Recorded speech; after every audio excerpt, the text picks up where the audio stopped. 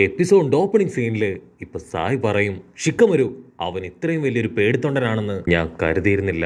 അതുകൊണ്ടല്ലേ ഇത്തരം ആൾക്കാരെ അവൻ റീഎൻഫോഴ്സ്മെന്റിന് ഇവിടേക്ക് വിളിച്ചു വരുത്തിയത്. അതിനേനോ അവള് ദേഷ്യപ്പെട്ടു പറയും, അവൻ ഞങ്ങളെ വിളിച്ചു വരുത്തിയതല്ല, ഞങ്ങളായിട്ട് ഇവിടേക്ക് എത്തിയതാണെന്ന് പറഞ്ഞ് ഒരു ഫ്ലാഷ് ബാക്കിലേക്ക് പോവും.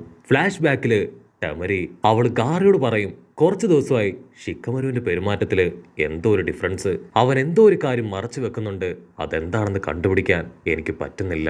ഗാറ പറയും, ഇപ്പം നമ്മൾ എല്ലാവരും ഒന്നാണ്, സോ എത്രയും പെട്ടെന്ന് നീ ഒരു ടീം ക്രിയേറ്റ് ചെയ്ത് ഷിക്കമരുവിന്റെ പ്രോബ്ലം അതെന്താണെന്ന് കണ്ടെത്തി അതിന് സൊല്യൂഷൻ ഉണ്ടാക്കണം.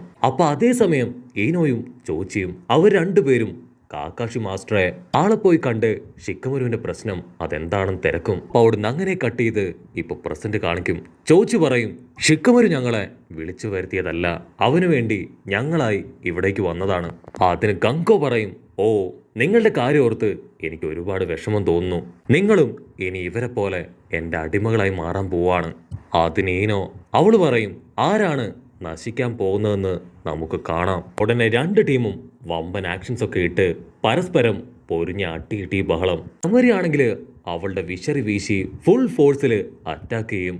ഈനോ അവളുടെ കൈ ചുരുട്ടി സായിയെ അറഞ്ചം പൊറഞ്ച് ഇടിക്കും. മറ്റൊരു ഭാഗത്ത് റോ അവനെ ചോച്ചിയെ അറഞ്ചം പൊറഞ്ഞ് തല്ലാൻ ശ്രമിക്കാണ്. പക്ഷെ ചോച്ചി അവൻ റോയുടെ ഓരോ പഞ്ചും തട്ടി മാറ്റി അവന്റെ ബോഡി അങ്ങനെ വലുതാക്കി മാറ്റും. ചോച്ചിയുടെ ബോഡി തട്ടി ഇപ്പൊ ആ ബിൽഡിംഗ് പോലും രണ്ടായിട്ട് പിളർന്നു പോവും. തട്ടി ചെയ്താ ഇവിടെ ടെമരിയും ആ ചുന്ദരി പെണ്ണും അവരാണെങ്കിൽ പരസ്പരം അങ്ങോട്ടും ഇങ്ങോട്ടും ഫുൾ ഫോഴ്സില് ശക്തിയില് തള്ളിക്കൊണ്ടേയിരിക്കും. ടെമരി അവളോട് ചോദിക്കും, നീ ഷിക്കമരുവിന് സപ്പോർട്ടായിട്ടല്ലേ ഇവിടേക്ക് വന്നത്, എന്നിട്ട് സെക്കൻഡുകൾ കൊണ്ട് നീ നിന്റെ മൈൻഡ് അത് ചേഞ്ച് ചെയ്തല്ലേ?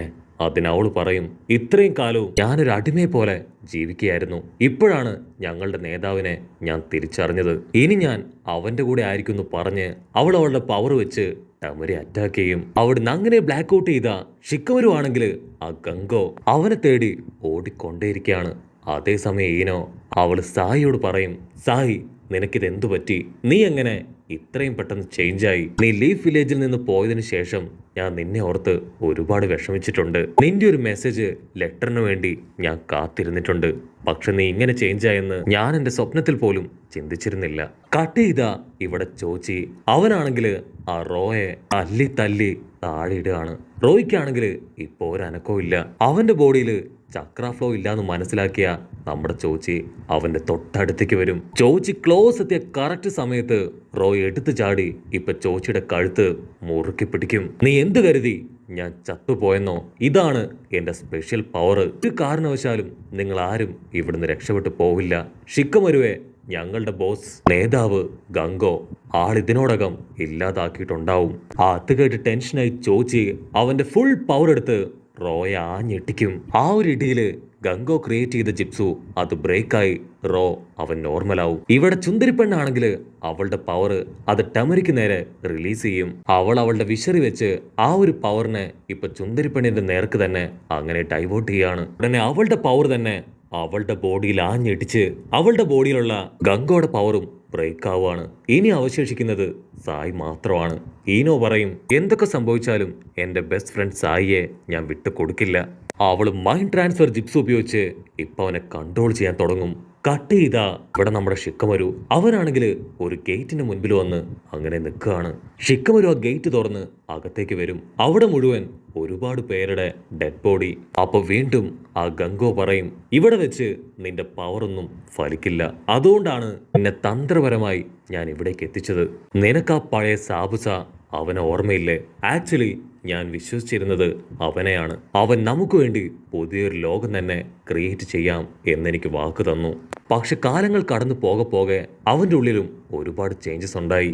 അവനും മറ്റുള്ളവർ പറയുന്നത് കേട്ട് അവന്റെ ജീവിതം മുൻപോട്ട് കൊണ്ടുപോയി. അങ്ങനെയാണ് എനിക്ക് അവനിലുണ്ടായിരുന്ന വിശ്വാസം അതില്ലാതായത്.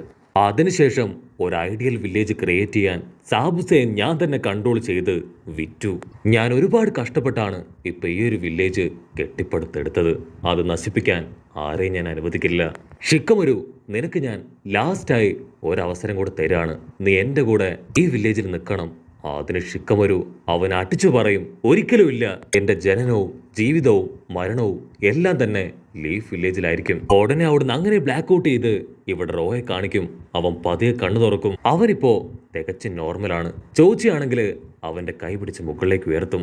മറ്റൊരു ഭാഗത്ത് ടെമരി, അവൾക്കും പിടികിട്ടും ആ ചുന്ദരി പെണ്ണ് അവള് നോർമലായി മാറിയെന്ന്. കട്ട് ചെയ്ത ഈനോ അവൾ ഇപ്പോഴും സായിയുടെ മൈൻഡിലേക്ക് കയറി മൈൻഡ് ട്രാൻസ്ഫർ ജിപ്സ് ഉപയോഗിച്ച് സായിയോട് സംസാരിക്കുകയാണ്. ഞാനാണ് ഈനോ, ഞാൻ നിന്റെ ബെസ്റ്റ് ഫ്രണ്ടാണ്. ഞാൻ പറയുന്നത് ഇപ്പോഴെങ്കിലും നീ കേൾക്കണം. അതിന് സായി പറയും, എനിക്കൊരു ഫ്രണ്ട്സും ഇല്ല, എനിക്ക് ആകപ്പാടെയുള്ള 2 ഫ്രണ്ട്സ് ഈ സിംഹങ്ങളാണ്. അപ്പോഴായിരിക്കും ഈനോ പറയാ, ഒരിക്കലുമല്ല, നീ ലീഫ് വില്ലേജിലെ ഒരു ഷിനോബിയാണ്. നിനക്ക് അവിടെ ഒരുപാട് പേര് നിന്നെ കാത്തിരിക്കുന്നു എന്ന് പറഞ്ഞ് അവനെ പോയി ഹഗ് ചെയ്യും. ഉടനെ സായും പൊട്ടിക്കരഞ്ഞ് ഗംഗോയുടെ പവറിൽ നിന്നും ഇപ്പൊ റിലീസാവും. അവൻ പതിയെ കണ്ണു തുറക്കും. സായി ടെൻഷനായി ഇപ്പൊ അവളോട് ചോദിക്കും, ഷിക്കമരു അവൻ എവിടെ? അതിനവള് പറയും, പേടിക്കേണ്ട ആവശ്യമില്ല, ഷിക്കമരു ആ ഗംഗോയെ കണ്ടുപിടിക്കാൻ അവന്റെ പിന്നാലെ പോയി. ഓ നോ, ഒരു കാരണവശാലും അവന്റെ പിന്നാലെ പോവാൻ പാടില്ല. അവൻ സംസാരിച്ചാണ് എല്ലാവരെയും മാനിപ്പുലേറ്റ് ചെയ്യുക. തീർച്ചയായിട്ടും അവൻ ഷിക്കമരുവേയും സംസാരിച്ച് മാനിപ്പുലേറ്റ് ചെയ്ത് അവന്റെ കൺട്രോളിൽ കൊണ്ടുവരും. കട്ട് ചെയ്ത ഇവിടെ ആ ഗംഗോ അവൻ വീണ്ടും ഷിക്കമരുവിനോട് ചോദിക്കും, അപ്പൊ നീ ഒരു തരത്തിലും എന്റെ ടീമിലേക്ക് വരില്ല അല്ലേ? നീ ആ ലീഫ് വില്ലേജിനെ വിട്ടുകൊടുക്കാൻ തയ്യാറല്ലല്ലേ?